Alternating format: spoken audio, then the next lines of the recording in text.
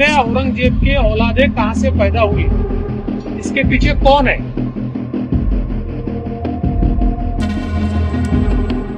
महाराष्ट्र में आने वाले दिनों में चुनाव हैं। अब ऐसे में मुद्दे तैयार किए जा रहे हैं और बयानबाजियां भी शुरू हो गई हैं। एक्शन, रिएक्शन और उस पर सियासत अपने चरम पर है। हिंदू मंदिरों को नष्ट करने वाले, हिंदू स्कूलों को तबाह करने वाले, हिंदुओं को जबरन मुस्लिम बनाने वाले औरंगजेब को महान बताया जा रहा है। इतना ही नहीं, व्हाट्सएप पर स्टेटस और जुलूसों में तस्वीरें भी दिखाई जा रही हैं, जिसके बाद महाराष्ट्र में दंगे की स्थिति बन गई है। हिंदुओं का कहना है कि एक तरीके से हिंदुओं को चिढ़ाने का काम किया जा रहा है। जिस औरंगजेब ने हम पर जुल्म ढाए, उसकी तस्वीरें दिखाकर हमारी भावनाएं आहत की जा रही हैं और इसीलिए महाराष्ट्र में पथराव हुआ, तोड़फोड़ हुई, पुलिस को भी लाठीचार्ज करना पड़ गया। महाराष्ट्र के 2 जिलों में हिंसक झड़पें हुई। कोल्हापुर में तो कर्फ्यू की भी नौबत आ गई। अब मामला भले ही थम गया हो, लेकिन इस पर सियासत तेज हो गई है। दरअसल सवाल ये था कि आखिर ये अचानक से औरंगजेब को क्यों सामने लाया जा रहा है। सपा नेता अबू आसिम आजमी औरंगजेब को सेकुलर बता रहे हैं, तो वहीं हिंदू संगठन और मनसे कार्यकर्ता औरंगजेब के पुतले को फूंक रहे हैं और जमकर विरोध जता रहे हैं। वहीं महाराष्ट्र के उप मुख्यमंत्री देवेंद्र फडणवीस का ऐसा बयान आया है, जिसके बाद विपक्षी जल भुने हैं और उन्होंने शिंदे और देवेंद्र फडणवीस पर ही सवाल उठा दिया है।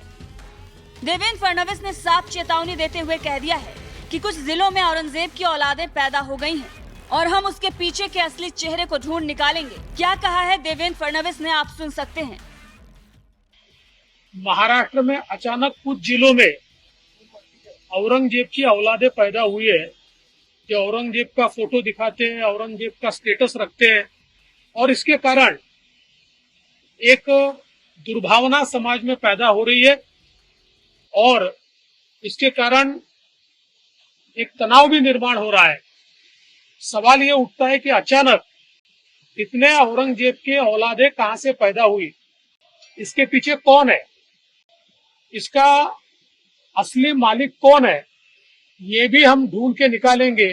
कौन जानबूझकर महाराष्ट्र में कानून व्यवस्था खराब हो और महाराष्ट्र का नाम खराब हो, ये करने की कोशिश कर रहा है, ये भी हम ढूंढ के निकालेंगे। लेकिन मेरा इतना ही निवेदन है, परिस्थिति पूरी नियंत्रण में है, कहीं पर भी अभी अनियंत्रित इस प्रकार की व्यवस्था नहीं है, अव्यवस्था भी नहीं है। लेकिन मेरे सबसे निवेदन है, कोई भी कानून को हाथ में न ले, कानून को हाथ में लिया तो उसके ऊपर कार्रवाई की जाए। अब जैसे ही फडणवीस ने कहा कि औरंगजेब की औलादें पैदा हो गई हैं, हम उनके पीछे के असली चेहरे को ढूंढ कर निकालेंगे, ये बात संजय राउत को चुभ गई और उन्होंने तो मीडिया बुला ली और भड़कते हुए फडणवीस पर ही आरोप लगा दिए। गृह मंत्री पर ही सवाल दागने लगे। सुनिए संजय राउत ने क्या कुछ कहा। कोल्हापुर की अगर आप बात करें तो आप किसी नियंत्रण में, कोल्हापुर की जनता इस दंगल में शामिल नहीं है। मेरी जानकारी कोल्हापुर के बाहर से लोग लाए गए थे खराब कर। राज्य के गृह मंत्री को मेरा आह्वान है कि अगर आपके पास इंटेलिजेंस नहीं है तो हमारे पास से एक जानकारी ले लीजिए कि बार बार इस राज्य में क्यों हो रहा है। आपकी सरकार आने के बाद आप हिंदुत्व की बात करते हैं, तो क्या आपका हिंदुत्व इतना कमजोर है कि किसी शहर में किसी का फोटो लोगों ने एक डायरेक्ट में उछाल दिया तो आपका हिंदुत्व खतरे में आ गया? औरंगजेब को यहाँ दफनाए हुए 400 साल हो गए। 400 साल के बाद भी आपको चुनाव जीतने के लिए औरंगजेब लगता है, इसलिए कि आपको कर्नाटक में बजरंग बली ने कोई मदद नहीं की, इसलिए आपको महाराष्ट्र में औरंगजेब चाहिए, अफजल खान चाहिए, बहादुर शाह जफर चाहिए, टीपू सुल्तान चाहिए। इस प्रकार के राजनीति आप करने जा रहे हैं।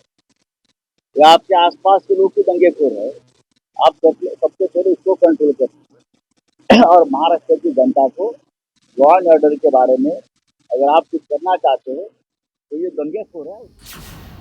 अब आपको बताते हैं कि महाराष्ट्र में आखिर हुआ क्या था, जिसके बाद इतना बड़ा हंगामा खड़ा हो गया। मीडिया हो या सोशल मीडिया हो, हर जगह पर औरंगजेब छाया हुआ है। दरअसल रविवार को सबसे पहले महाराष्ट्र के अहमदनगर में औरंगजेब के पोस्टर लहराए गए। वीडियो सोशल मीडिया पर भी वायरल हुई। अहमदनगर के फकीरावाड़ा इलाके में एक जुलूस में दरगाह के सामने कुछ लोगों द्वारा औरंगजेब के पोस्टर लहराए गए। फिर इस मामले को लेकर विरोध जताया गया, जिसके बाद पुलिस ने एफआईआर दर्ज की और उसके बाद ये विवाद और भी बढ़ गया।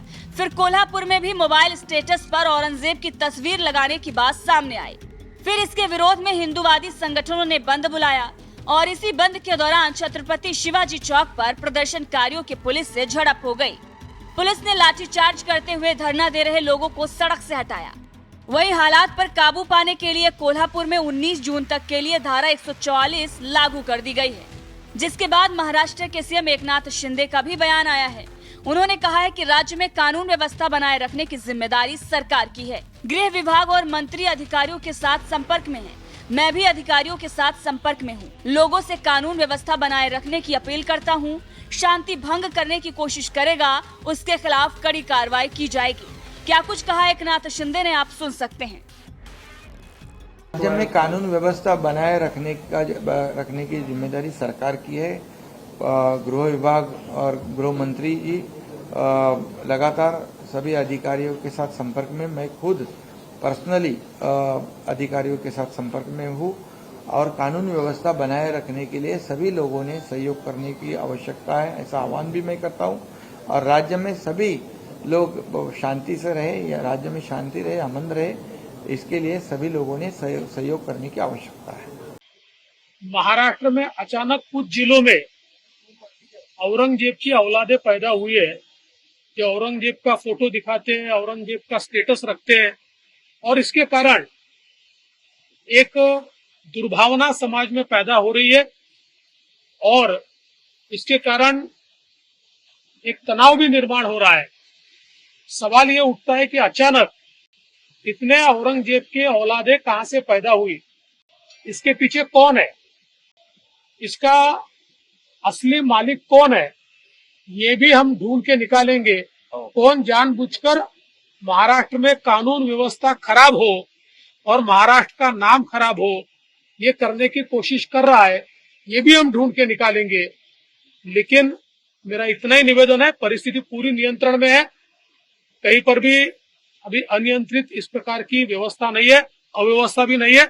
लेकिन मेरे सबसे निवेदन है, कोई भी कानून को हाथ में न ले, कानून को हाथ में लिया तो उसके ऊपर कार्रवाई की जाए।